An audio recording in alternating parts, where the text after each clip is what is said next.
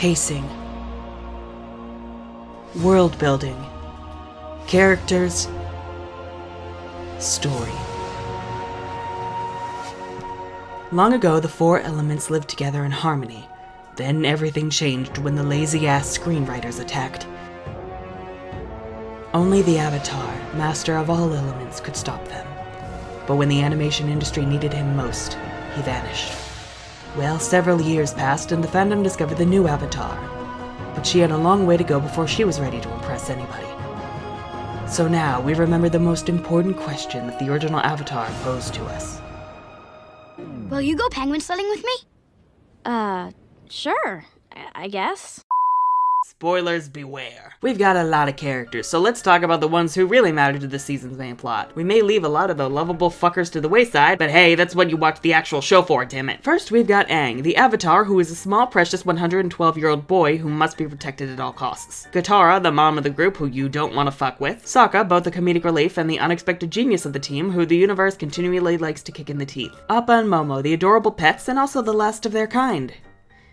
Yeah, that just got sad. Anyway, Zuko, the angsty teenager with both physical and emotional scars. Uncle Iroh, everyone's favorite, and if you don't love him, you're a monster. Commander Zhao, who's the actual piece of shit villain this season and has an incredibly punchable face. Well, not as punchable as Ajit Pai's face, though. Call your reps! Suki, a deadly warrior from Kyoshi Island who takes it upon herself to show Sokka that girls can kick ass too, hashtag fuck the patriarchy. Yes, her story's more of a side plot this season, but damn it, I love her and she's important later on. King Bumi of Omashu, also known as the King of Puns. Let us leave. Let us leave? God damn it, Barb. Jet, a more redeemable and oddly likable version of Adam, who definitely smokes whatever planes he can find. Avatar Roku, who seems cool now, but is actually the second worst Avatar ever, right behind Kuruk. And Princess Yue, who quite literally becomes the moon.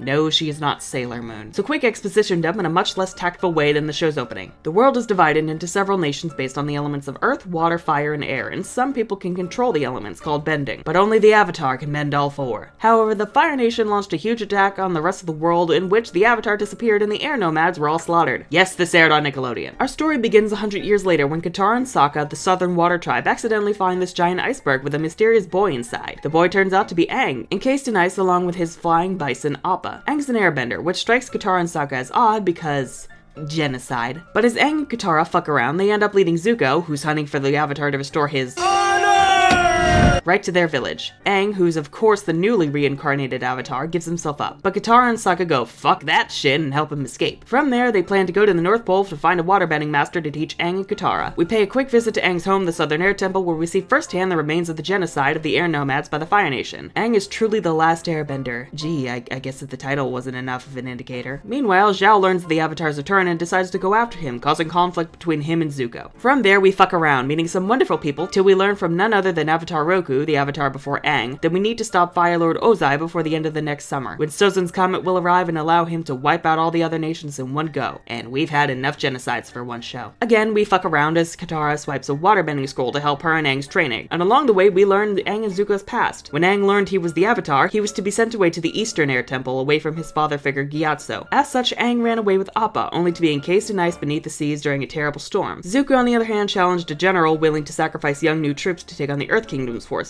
and as such was forced to duel in Agni Kai against Ozai. Zuko refused to fight and as such received his scar from his own father and was banished till he could find the Avatar. Upon finally arriving in the North Pole, Katara fights the patriarchy and she and Aang learn from Master Pakku, who actually had the hots for Katara and Sokka's grandma.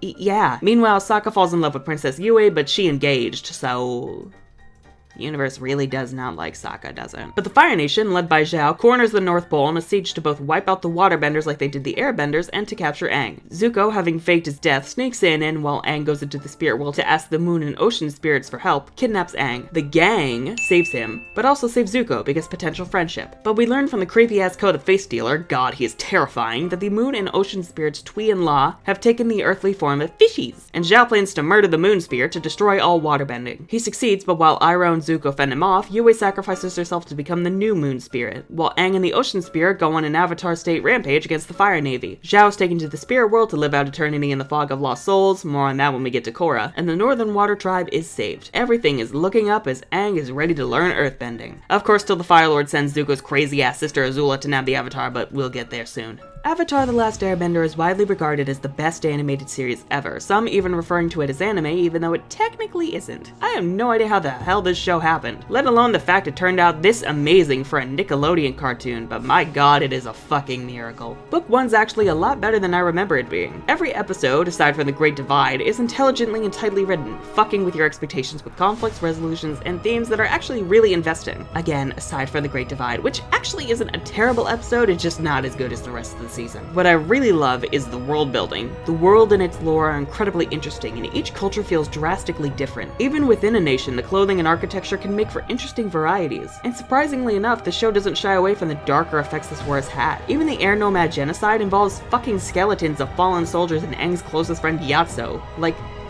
holy shit, this is more mature than most shows aimed at fucking adults. And even then, most of the comedy, aside from the obligatory child-friendly gross-out humor, is fantastic and will leave you cackling like a hyena. The light and dark tones are woven seamlessly together. Honestly, I feel this is the tone that RWBY has been trying to reach, but hasn't pulled off, especially for its first 2 volumes. The show even tackles the issue of prejudice, with how the Fire Nation views the other nations, and how our main team views the people of the Fire Nation as well. You get little comments like firebending savage and water tribe peasant. It shows you the ugly prejudice in this world without bashing you over the head with them, except for that Zhang and Ganjin bullshit, but whatever. Even our good guys learn from Jet's madness that not everyone in the Fire Nation is a ruthless killer. But what I love most of all in this show are the characters.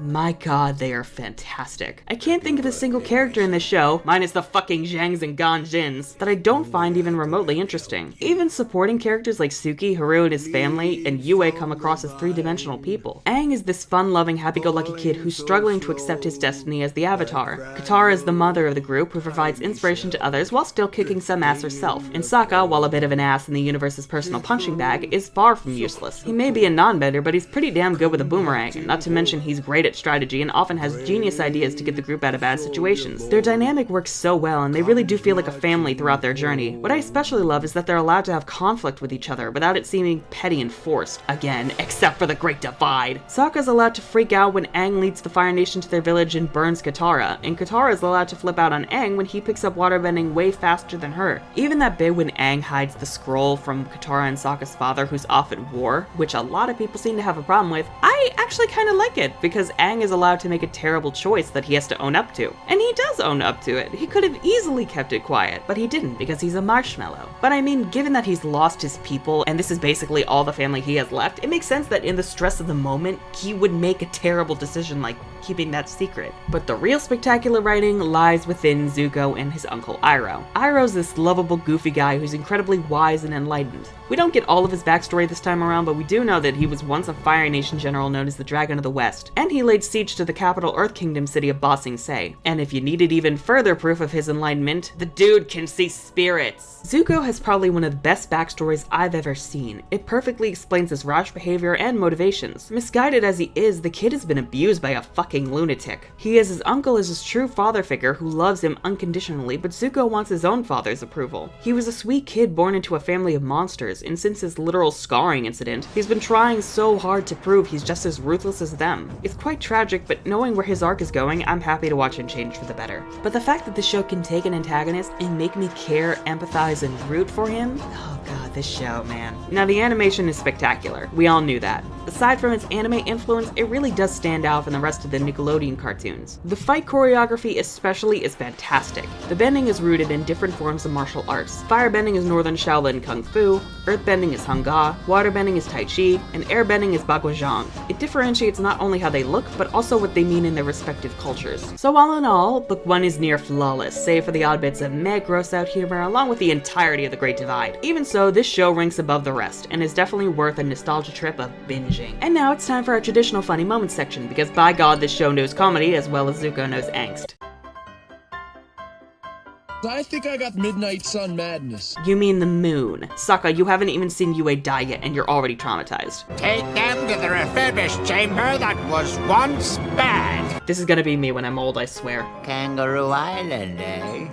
I hear that place is really hopping. God damn it, Barb! Other than the crystals slowly encasing my entire body?